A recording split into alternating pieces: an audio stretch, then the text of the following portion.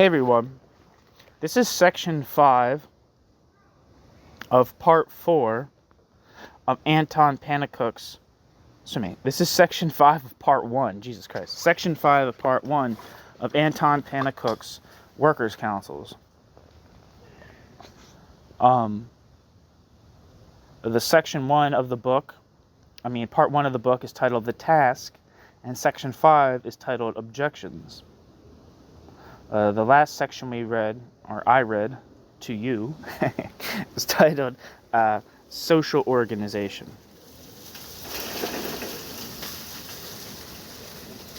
A lot of leaves falling. It's a real leaf phenomenon.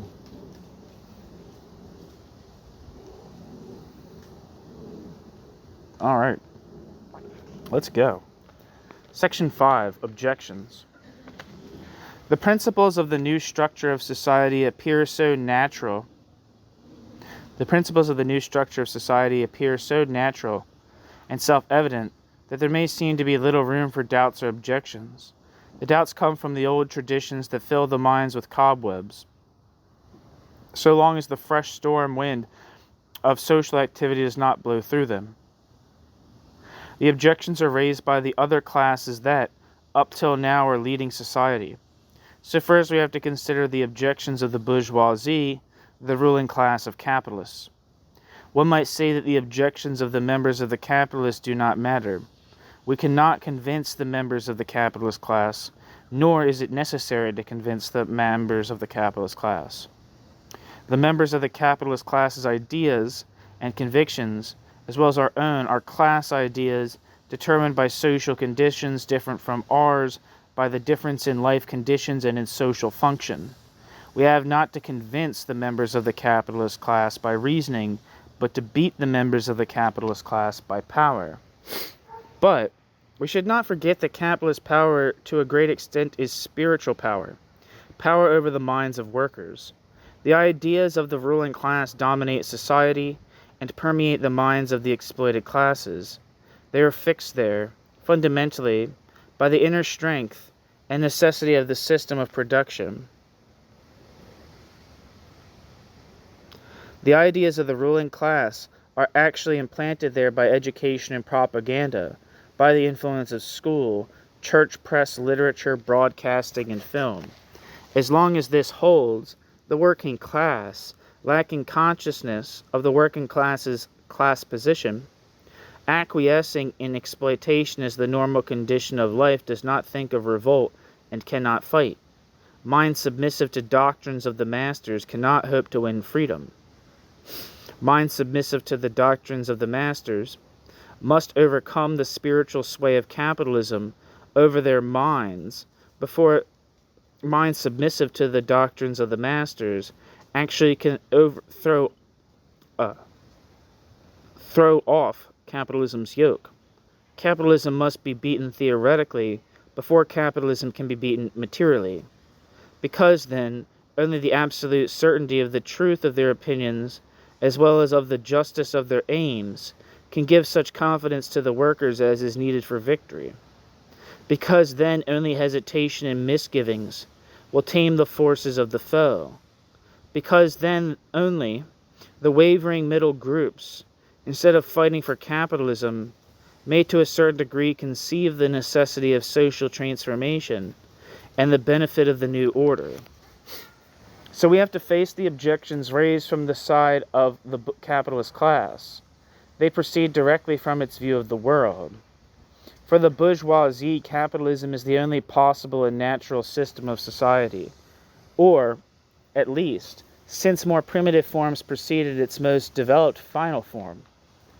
Hence all the phenomena presented by capitalism are not considered as temporary but as natural phenomena founded on the eternal nature of man.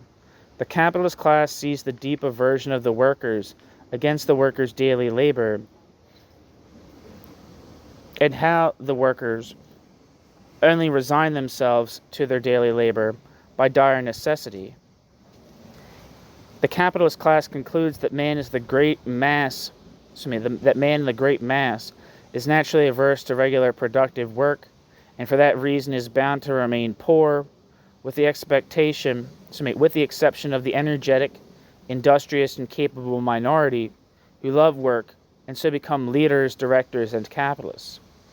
Then it follows that, if the workers should be collectively masters of the production, without the competitive principle of personal reward for personal exertion, the lazy majority will do as little as possible, trying to live upon what a more industrious minority performs, and universal poverty would inevitably be the result. All the wonderful progress, all the abundance of capitalism is brought in the last century, will then be lost when the stimulus of personal interest is removed, and mankind will sink back into barbarism. To refute such objections, it is sufficient to point out that such objections form the natural viewpoint from the other side of society, from the side of the exploiting class. Never in history were the old rulers able to acknowledge the capability of a new rising class. They expected an inevitable failure as soon as it should try to manage the affairs, and the new class, conscious of the new class's forces, should show these only in conquering and after having conquered power. Thus now the workers grow conscious of the inner strength of their class. The workers' superior knowledge of the structure of society, of the character of productive labor, shows them the futility of the capitalist point of view. They will have to prove their capacities, certainly, but not in the form of standing a test beforehand. The test will be their fight and victory. This argument is not directed to the capitalist class, but to my fellow workers. The middle class idea, still permeating large masses of the workers, consists chiefly in doubt and disbelief in their own forces. As long as a class does not believe in themselves, they cannot expect that other groups should believe in them. This lack of self-confidence, the chief weakness now, cannot be entirely removed under capitalism, with capitalism's many degrading and exhausting influences. In times of emergency, however, world crisis and impending ruin, compelling the working class to revolt and fight, will also, once it has won, compel it to take control of production. Then the command of dire need treads underfoot the implanted timorous diffidence of their own forces, and the imposed task rouses unexpected energies. Whatever hesitation or doubt may be in their minds, this one thing the workers know for certain, that they, better than the idle people of property, know what is work, that they can work, and that they will work. The futile objections of the capitalist class will collapse with this class itself. More serious objections are raised from other sides. From such as consider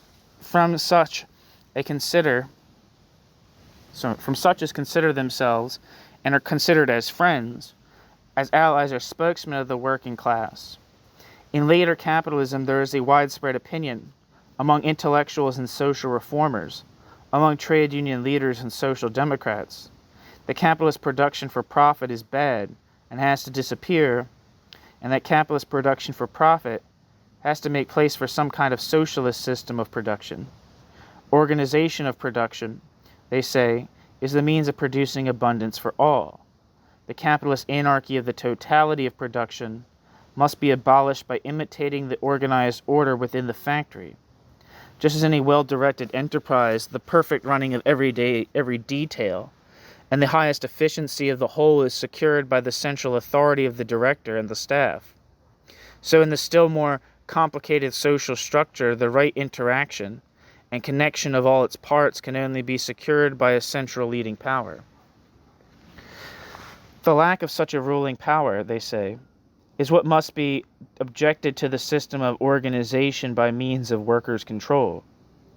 They argue that nowadays production is not the handling of simple tools, easy to survey by everybody, as in the bygone days of our ancestors, but the application of the most abstract sciences, accessible only to capable and well-instructed minds.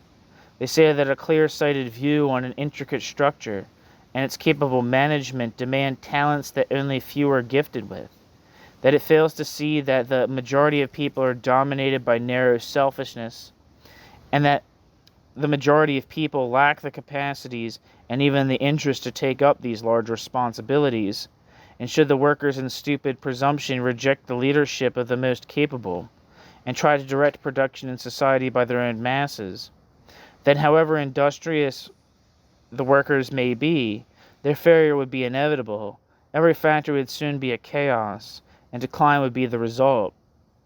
They must fail because they cannot muster a leading power of sufficient authority to impose obedience, and thus to secure a smooth running of the complicated organization. Where to find such a central power? They argue we have it already in state government. Till now, government restricted its functions to political affairs. Government will have to extend its functions to economic affairs, as government is compelled to do, as already the government is compelled to do, in some minor cases, to the general management of production and distribution, for it is not war against hunger and misery equally, and even more important, than war against foreign enemies? If the state directs the economic activities, the state acts as the central body of the community. The producers are masters of the production, not in small groups separately, but in such a way that in their totality, as the entire class, as the whole people, they are master.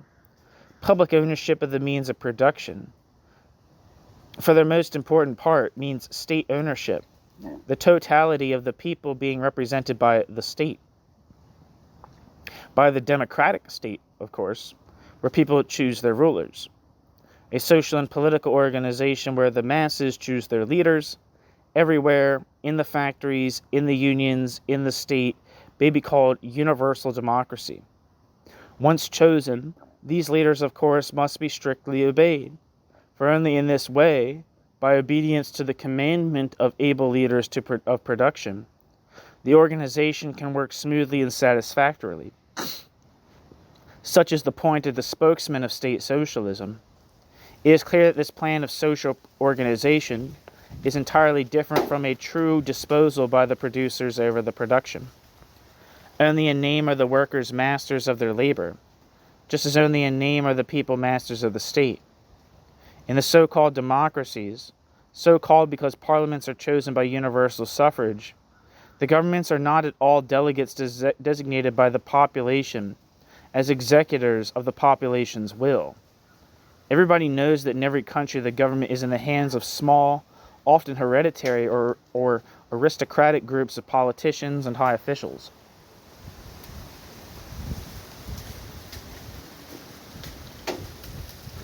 The parliamentarians, their body of supporters, are not selected by the constituents as mandataries to perform their will. The voters practically have only to choose between two sets of politicians, selected, presented, and advertised to them by the two main political parties, whose leaders, according to the result, either form the ruling cabinet or as, quote, loyal opposition, stand in abeyance for their term. The state officials, who manage the affairs, are not selected by the people either. The state officials are appointed from above, by the government. Even if shrewd advertising calls them servants of the people, in reality they are its rulers, its masters. In the system of state socialism, it is this bureaucracy of officials that, considerably enlarged, directs production. They dispose of the means of production. They run the upper command of labor. They have the upper command of labor. They have to take care that everything runs well. They administer the process of production and determine the partition of the produce. Thus the workers have got new masters, who assign to them their wages and keep at their own disposal the remainder of the produce. This means that the workers are still exploited. State socialism may quite as well be called state capitalism, according to the emphasis laid on its different sides, and to the greater or smaller share of influence of the workers. State socialism is designed for reconstructing society on the basis of a working class such as the middle class sees it and knows it under capitalism. In what is called a socialistic system of production, the basic fabric of capitalism is preserved, the workers running the machines at the command of the leaders, but it is provided with a new improved upper story, a ruling class of humane reformers instead of profit-hungry capitalists. Reformers, who as true benefactors of mankind, apply their capacities to the ideal task of liberating the working masses from want and misery. It is easily understood that during the 19th century, when the workers only began to resist and to fight, we are not yet able to win power over society. It is easily understood that during the 19th century, when the workers only began to resist and to fight, but were not yet able to win power over society, this socialist ideal found many adherents, not only among socially minded of the middle class, who sympathized with the suffering masses, but also among the workers themselves, for here loomed up before them a vision of liberation from their yoke by the simple expression of their opinion in voting, by the use of the political power of their ballot to put into government their redeemers instead of their oppressors. And certainly, if it were only a matter of placid discussion and free choice between capitalism and socialism on the part of the masses, then socialism would have a good chance. But reality is different. Capitalism is in power, and capitalism defends capitalism's power. Can anybody have the illusion that the capitalist class would give up the capitalist class's rule, the capitalist class's domination, the capitalist class's profit, the very basis of the capitalist class's existence, hence the capitalist class's existence itself, at the result of a vote? Or still more, to a campaign of publicity arguments, of public opinion demonstrated in mass meetings or street processions? Of course, will fight, convinced of the capitalist class's right. We know that even for every reform in capitalism, there had to be fighting. Not to the utmost, to be sure, or seldom by civil war and bloodshed. Because public opinion, in the bulk of the middle class, aroused by the determined resistance of the workers, saw that in their demands, capitalism itself, in capitalism's essence, was not engaged. That profit as such was not endangered.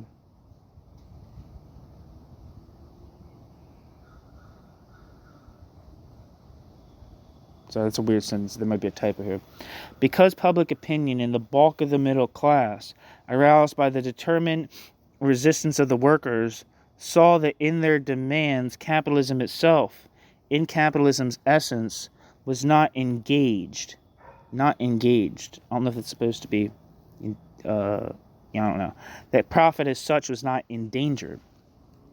Because it was felt that, on the contrary, capitalism would be consolidated, reform appeasing the workers and attaching the workers more firmly to the existing system.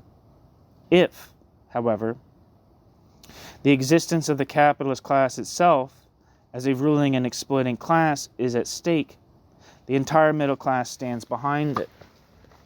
If its mastery, its exploitation, its profit is threatened, not by a sham revolution of outward appearances, but by a real revolution of the foundations of society, then we may be sure that it will resist with all its powers.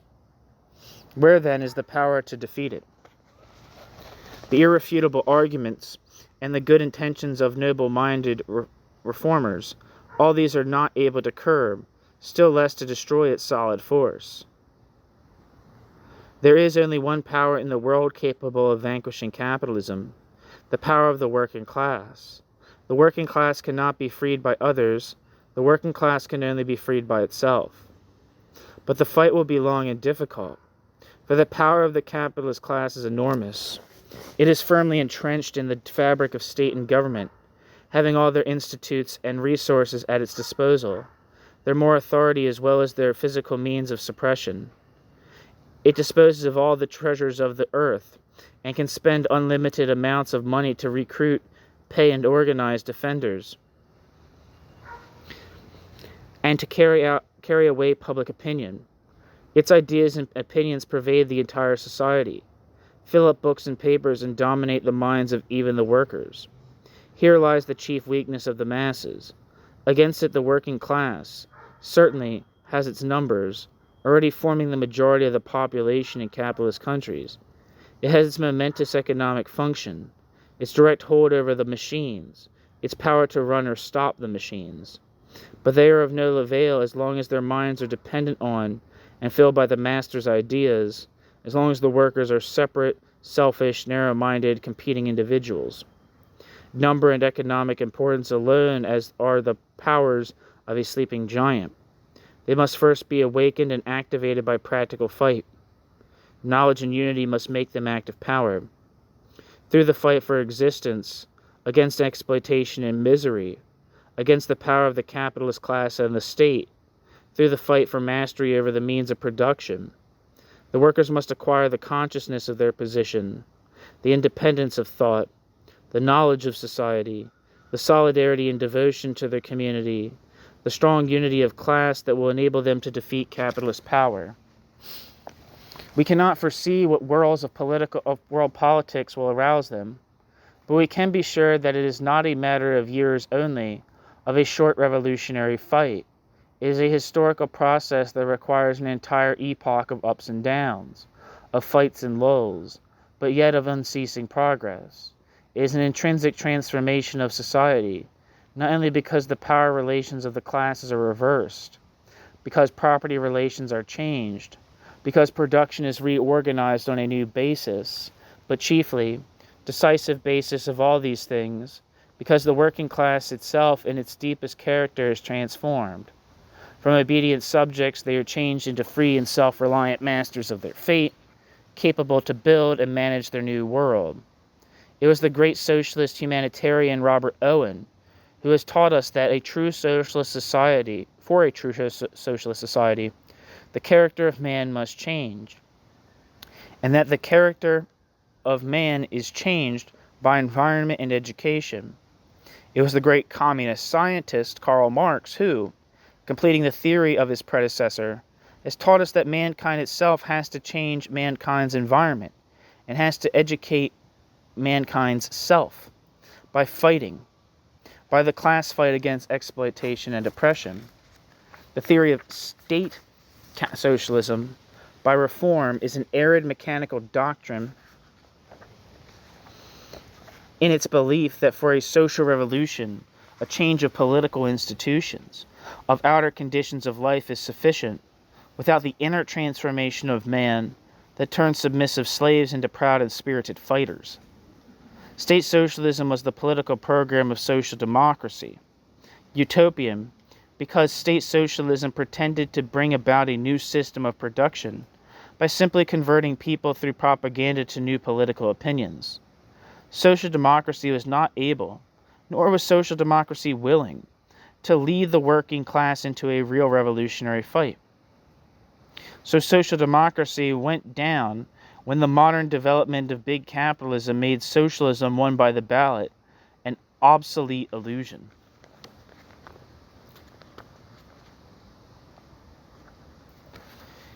Yet socialist ideas still have their importance, though in a different way now. Socialist ideas are widespread all over society, among socially feeling middle-class people as well as among the masses of the workers.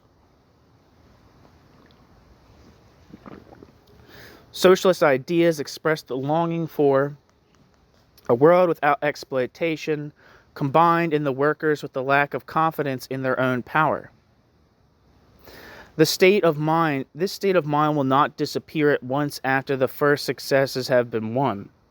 For it is then that the workers will perceive the immensity of the workers' task, the still formidable powers of capital, and how all the traditions and institutions of the old world are barring their way.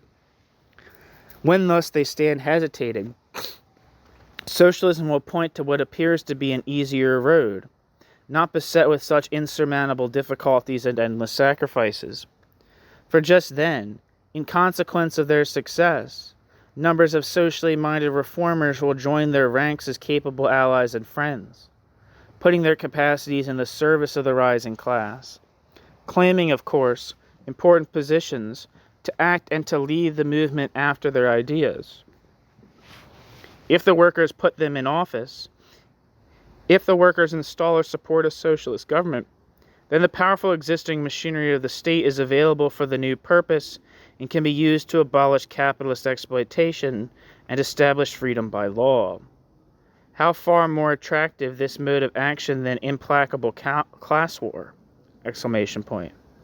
Yes, indeed, with the same result as what happened in revolutionary movements in the 19th century, when the masses who fought down the old regime in the streets were thereupon invited to go home, to return to their work and put their trust in the self-appointed, quote, provisional government, end quote, of politicians that was prepared to take matters in hand.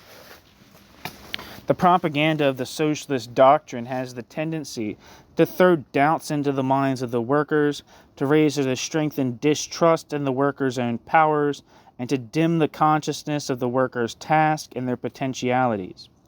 That is the social function of socialism now, and at every moment of workers' success in the coming struggle.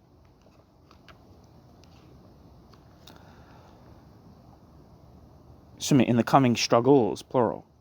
From the hard fight for freedom brilliant ahead, the workers are to be lured by the soft shine of a mild new servitude. Especially when capitalism should receive a severe blow, all who distrust and fear the unrestricted freedom of the masses, all who wish to preserve the distinction of masters and servants, of higher and lower, will rally around this banner. The appropriate catchwords will readily be framed, quote, order, and, quote, authority against, quote, chaos, quote, socialism, and, quote, organization against, quote, anarchy. Indeed, an economic system where the workers are themselves masters and leaders of their work, to middle-class thinking is identical with anarchy and chaos. Thus, the only role socialism can play in the future will be to act as an impediment standing in the way of the workers' fight for freedom. To summarize, the socialist plan of reconstruction brought forward by reformers must fail, first because they have no means to produce the forces to vanquish the power of capitalism. Second, because only the workers themselves can do that. Exclusively by their own fight they can develop into the mighty power needed for such a task. It is this fight that socialism tries to forestall. And once the workers have beaten down capitalist power and won freedom, why should the workers give it up and submit to new masters? There's a theory to explain why indeed they should and they must. The theory of actual inequality of men. It points out that nature itself makes them different. A capable, talented, and energetic minority rises out of an incapable, stupid, and slow majority. Notwithstanding all theories and decrees instituting formal and legal equality, the talented, energetic minority takes the lead and the incapable majority follows and obeys.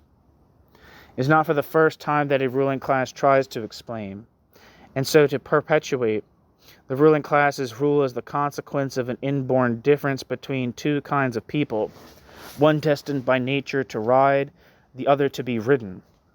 The land-owning aristocracy of former centuries defended their privileged position by boasting their extraction from a nobler race of conquerors that had subdued the lower race of common people. Big capitalists explain their dominating place by the assertion that they have brains and other people have no brains. In the same way, now especially the intellectuals, considering themselves the rightful rulers of tomorrow, claim their spiritual superiority. The intellectuals form the rapidly increasing class of university-trained officials and free professions, specialized in mental work, in study of books and of science, and they consider themselves as the people most gifted with intellect. Hence, intellectuals are destined to be leaders of the production, whereas the ungifted mass shall execute the manual work for which no brains are needed. They are no defenders of capitalism. Not capital, but intellect should direct labor. The more so, since now society is such a complicated structure based on abstract and difficult science, that only the highest intellectual acumen is capable of embracing, grasping, and handling it. Should the working masses, from lack of insight, fail to acknowledge this need of superior intellectual lead, should they stupidly try to take the direction into their own hands, chaos and ruin will be the inevitable consequence.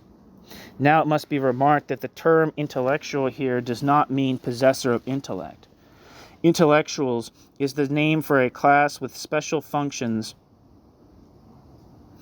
in social and economic life, for which mostly university training is needed. Intellect, good understanding, is found in people of all classes, among capitalists and artisans, among farmers and workers. What is found in the, quote, intellectuals, end quote, is not a superior intelligence, but a special capacity of dealing with scientific abstractions and formulas, often merely of memorizing scientific abstractions and formulas, and combined usually with a limited notion of other realms of life. In their self-complacency appears a narrow intellectualism ignorant of the many other qualities that play an important role in all human activities.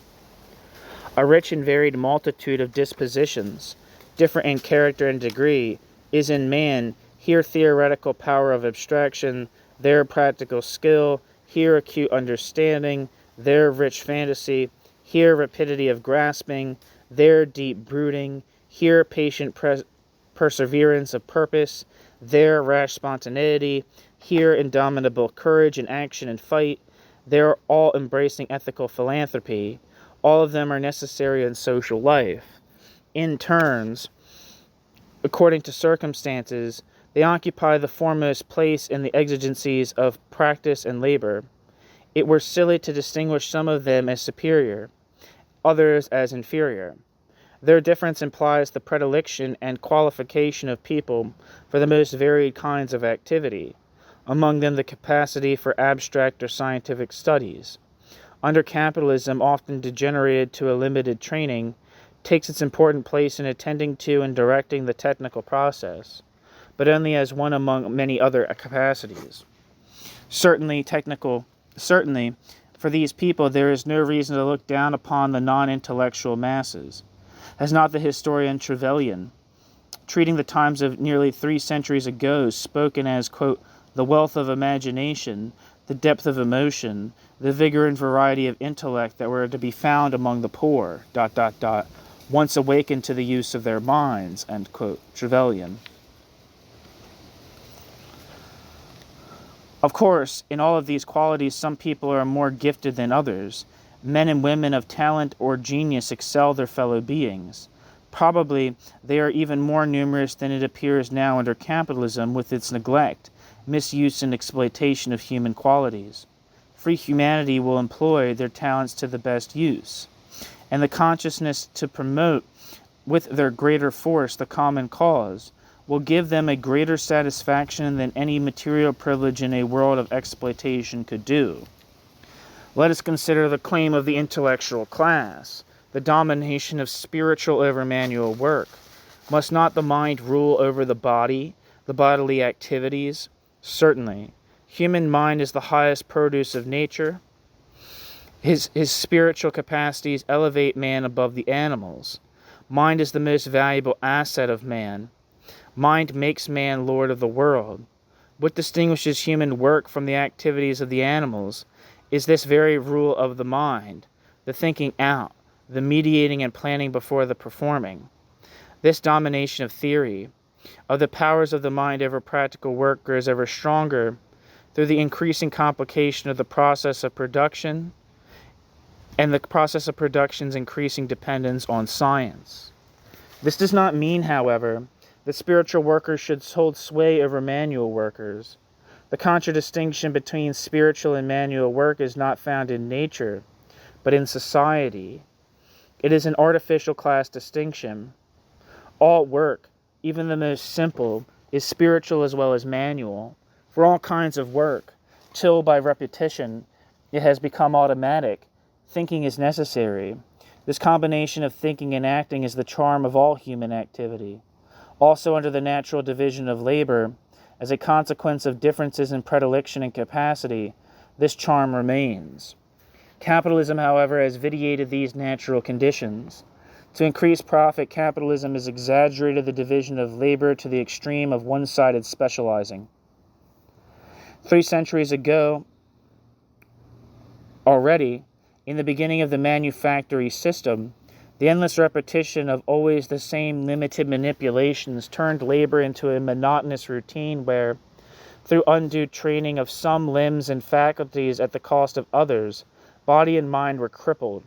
In the same way, capitalism now, in order to increase productivity and profit, has separated the mental and the manual part of work and made each of the object of specialized training at the cost of other capacities.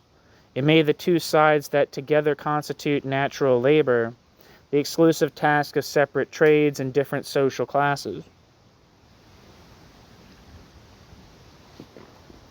The manual workers, fatigued by long hours of spiritless work and dirty surroundings, are not able to develop the capacities of their minds.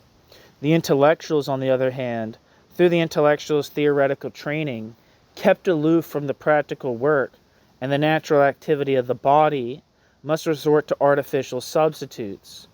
In both groups, full human endowment is crippled. Assuming this capitalistic degeneration to be permanent human nature, one of these classes now claims superiority and domination over the other. But yet another line of argument, the claim of the intellectual class for spiritual and hence social leadership, is supported. Learned writers have pointed out that the entire progress of humanity is due to some few geniuses.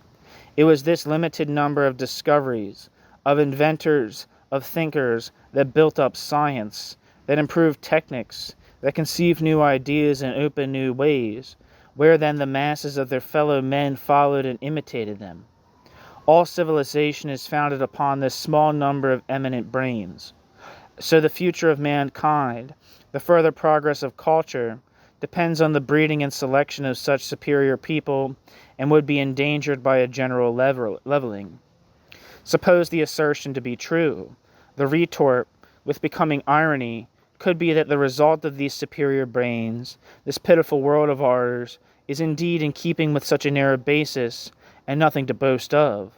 Could those great precursors witness what has been made of their discoveries, they would not be very proud. Were we not able to do better, we should despair of humanity. But the assertion is not true. Whoever makes a detailed study of any of the great discoveries in science, techniques, or what else, is surprised by the great number of names associated with it. In the later popular and abridged historical textbooks, however, the source of so many superficial misconceptions, only a few prominent names are preserved and exalted, as if theirs was the sole credit. So these were coined exceptional geniuses. In reality, every great progress proceeded from a social surrounding pregnant with it, where from all sides the new ideas, the suggestions, the glimpses of insight sprang up. None of the great men, extolled in history because they took the decisive and salient steps, could have done so but for the work of a large number of precursors on whose achievements his are based. And besides, these most talented thinkers, praised in later centuries as the authors of the world's progress, were not at all the spiritual leaders of their time. They were often unknown to their contemporaries, quietly working in retirement. They mostly belonged to the subjected class. Sometimes even they were persecuted by the rulers. Their present-day equivalents are not those noisy claimants for intellectual leadership, but silent workers again, hardly known, derided perhaps or persecuted.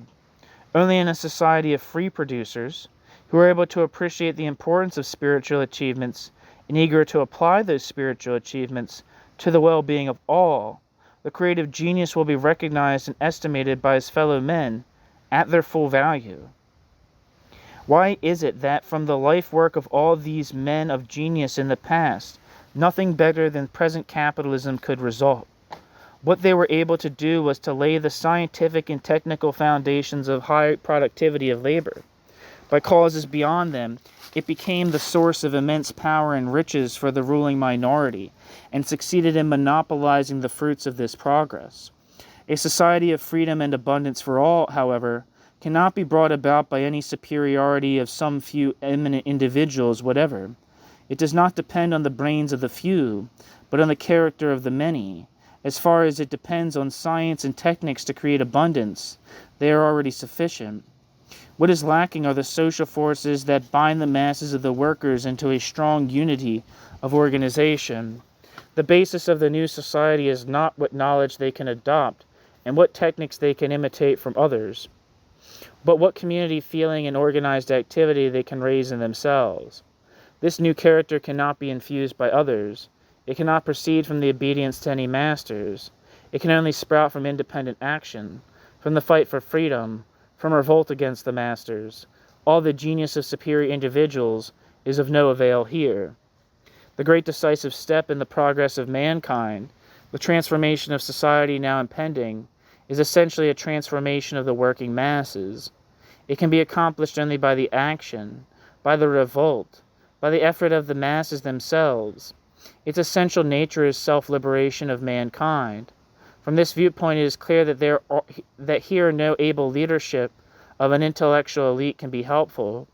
Any attempt to impose it could only be obnoxious, retarding as it does the necessary progress, hence acting as a reactionary force. Objections from the side of the intellectuals, based on the present inadequacies of the working class, in practice will find their refutation when world conditions compel the masses to take up the fight for world revolution. That's the end of section 5 of part 1 of Anton Pannekoek's Workers' Councils. Part 1 is titled The Task, and the section I just read is titled Objections.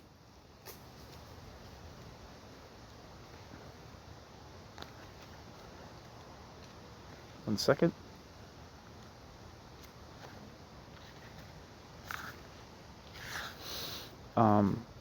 That was section. This has been section 5. Section 6 is titled Difficulties. Thank you so much for listening.